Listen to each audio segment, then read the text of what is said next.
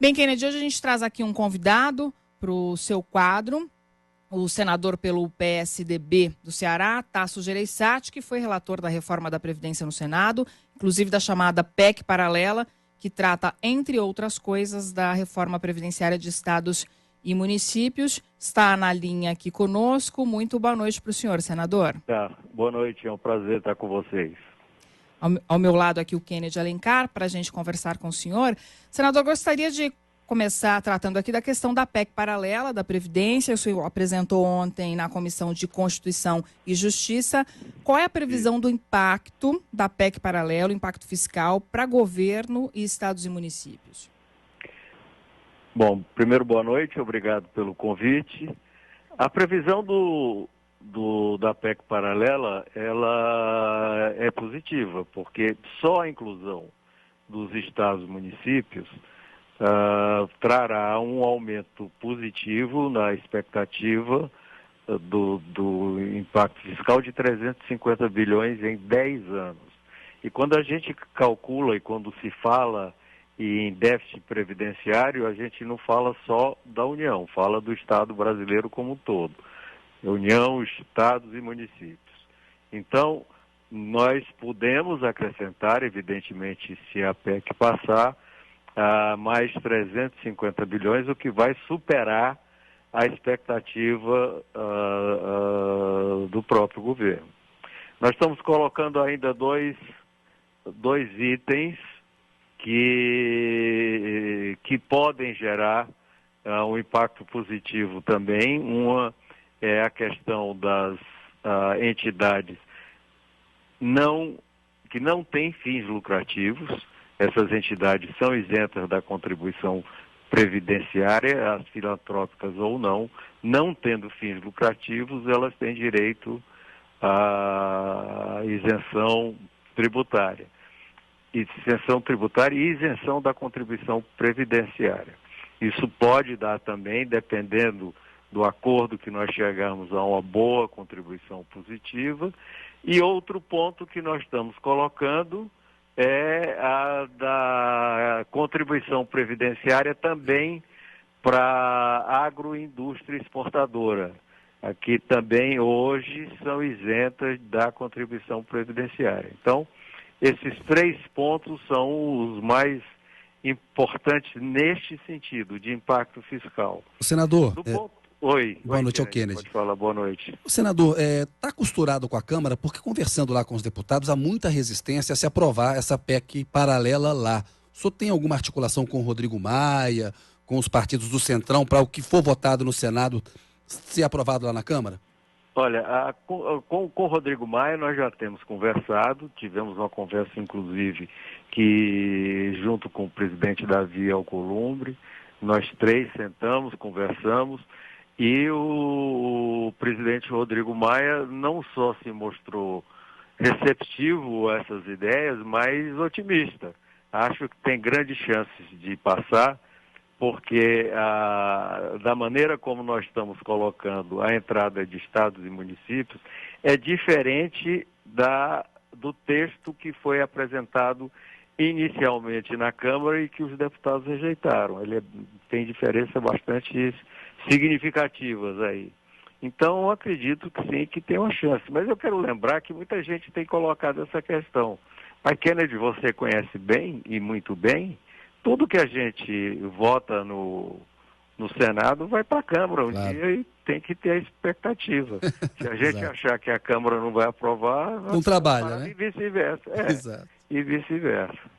Pois é, mas tem a questão da articulação, né, senador? E o governo tem tido dificuldades de fazer essa articulação, principalmente no que diz respeito à questão dos estados e municípios. É preciso trazer os governadores, principalmente os governadores do Nordeste, para essa história, né? Vai ficar a cargo de quem essa articulação? Porque o governo federal, senador, não se empenhou, o senhor viu, na reforma da Previdência, né? Não falta uma articulação política da parte do governo federal para isso caminhar melhor? Claro que sim. Está acontecendo um fenômeno interessante. O que aconteceu agora mesmo no Senado e sem dúvida aconteceu na Câmara quando o projeto e outros projetos passaram ou vão passar ou estão sendo discutidos na Câmara e no Senado. As duas casas do Congresso estão andando sozinhas. Mesmo sem a articulação do governo, existe um movimento diferente, pelo menos na minha experiência, em que as casas do Congresso estão fazendo as coisas andarem por si só, sem aquele empurrão grande do governo, articulação grande do governo central, o que eu diria até que é um fato novo na política brasileira. A própria reforma da Previdência, o grande articulador foi o presidente Rodrigo Maia. E aqui no Senado Federal, ou lá no Senado Federal, porque agora eu estou em Fortaleza, as articulações foram internas, evidente, com apoio da área econômica do governo, mas da área política, muito pouco. Senador, o senhor disse recentemente que o senhor vê uma política com a dominância do ódio no Brasil. Por que o Brasil chegou a esse ponto? Eu diria duas coisas principais. Uma começou com o próprio PT. A meu ver, quando ele fez aquela política de nós contra eles contra nós e eles. Ela, em função dessa política, nasceu uma extrema-direita muito odiosa, odienta, vamos dizer assim, e raivosa, que até pouco tempo eu não conhecia no Brasil. Na minha vida política eu não conhecia, representada pelo Bolsonaro, Olavo Carvalho, o ministro da Educação que está aí, e etc. E que evidentemente, com grupos representativos em todos os estados brasileiros que de repente surgiram. E surgiram com a mesma raiva e intensidade que o PT foi um dia. Agora, o PSDB não tem um papel nisso não, ao radicalizar, depois de 2014, o Aécio, quando não reconhece o resultado? O senhor mesmo disse que foi um erro o impeachment da Dilma, e o senhor tem feito até uma autocrítica. Não tem um papel do PSDB nessa radicalização, nessa criminalização da política? Não, eu acho que não. Pelo contrário, o PSDB, se você é um analista político já, apesar de jovem veterano, que sabe que a característica do PSDB, inclusive a motivo de gozação das outras linhas políticas, é do equilíbrio, que é a história do em cima do muro. O em cima do muro foi visto como em cima do muro justamente o equilíbrio, porque nem era radicalmente contra ninguém, nem sendo de direita, nem sendo de esquerda, mas era pela moderação e pelo equilíbrio, que os extremos não levavam a nada. O que não inocenta, mas ali não foi realmente a política do ódio, foi uma não conformação com a derrota eleitoral, a questão de não aceitar no primeiro momento o resultado eleitoral. Aquilo foi um erro, na opinião do senhor? Foi um erro, mas não propriamente de nenhuma característica de ódio ou de revanchismo. E por que o impeachment da Dilma foi um erro? Eu acho que o impeachment da Dilma hoje, olhando por hoje, do ponto de vista político, foi um erro. Do ponto de vista econômico, não. Do ponto de vista econômico, não foi um erro, porque nós estávamos indo para um abismo que nós ficamos pendurados agora, estamos pendurados nesse abismo até agora. Se nós não tivéssemos feito o impeachment, interrompido aquela trajetória que a política econômica da Dilma estava levando, provavelmente nós levaríamos aí uns 30 anos para nos recuperarmos da queda grande que nós íamos levar, ou seja, o rombo fiscal. Esse rombo fiscal que nós estamos tentando recuperar agora através dessa enorme economia que nós estamos fazendo esse ano, através dessas reformas duras que nós estamos fazendo esse ano. Você vê o orçamento do ano que vem é ridículo, ficou apenas 19 bilhões para investimento pelo rombo e o financeiro que essa crise fiscal nos levou. Do ponto de vista político, foi um erro porque desarrumou a vida política brasileira. E gerou também, como eu acabei de falar, a predominância do ódio entre as duas correntes radicais. E os partidos mais tradicionais perderam espaço em função desse desarranjo institucional, político que aconteceu.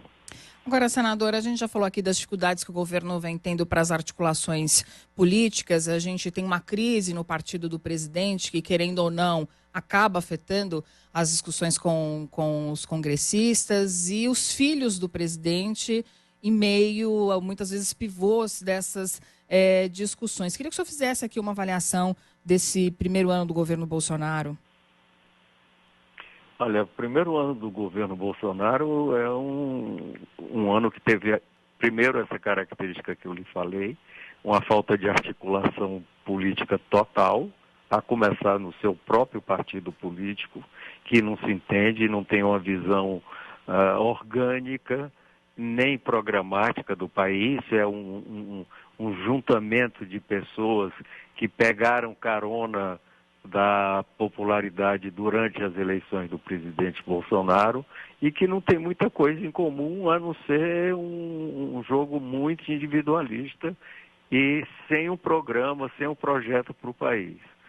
E isso, e essa falta de articulação política, levado a algumas declarações profundamente infelizes e com consequências, tanto do próprio presidente da República, quanto dos seus líderes, dos seus ministros, de boa parte dos seus ministros, e a confusão familiar, em que a questão familiar entrou dentro da vida do país, da vida da presidência, na vida da República, foi desastroso. No entanto, e isso, a meu ver, é o novo, houve esse fenômeno que o Congresso fez as coisas andarem. Nós votamos coisas dificílimas, tanto na Câmara quanto no Senado, e demos passos importantes. O mérito é do Congresso, então. É um parlamentarismo na prática. É um parlamento, você pode chamar de parlamentarismo branco ou de presidencialismo branco, é uma coisa por aí. Senador, está acabando o nosso tempo, eu queria saber a opinião do senhor sobre a Lava Jato com L e a Vaza Jato com V. Bom, a Lava Jato não se pode negar que teve um papel histórico no nosso país. Levantou debaixo do tapete todo um sistema de corrupção que estava no país inteiro, impregnado em praticamente todas as áreas do governo e empresarial também, e uma convivência promíscua entre empresariado e governo. E esse papel ninguém pode negar no Lava Jato. Agora, eu acho que houve um deslumbramento em determinado momento desse grupo, que foi louvado pelo país inteiro e que fez o Lava Jato, e até internacionalmente louvado, que cresceu assim neles uma sensação de messiânica, como se fossem os únicos salvadores da pátria e que poderiam, a partir daí, agir por cima da lei e sem nenhum tipo de controle legal. E isso fez com que haja um ajuste agora. Acho que você não acaba o espírito da Lava Jato, mas dá um ajuste no momento certo a esse desvio de excesso de autoridade e de abusos que começaram a acontecer no Vaza Jato. Senador Tasso Gereissati, muito obrigada pela conversa. Uma ótima noite para o senhor. Tá, muito obrigado, Débora. Um abraço, Kennedy. Um abraço para o senhor. Obrigado, senador. Boa noite. Obrigado, boa noite. Nós conversamos com o senador pelo PSDB do Ceará, Tasso Gereissati. Kennedy Alencar. Ele é um ótimo articulador político lá no Senado, né? Pegou 2 abacaxis para descascar a reforma da Previdência e essa PEC paralela. E tem sido essa voz que do PSDB faz uma autocrítica, e até do próprio PSDB, e tem tido uma posição, eu acho, uma posição crítica interessante em relação ao governo Bolsonaro, falando desse parlamentarismo branco ou presidencialismo branco, né?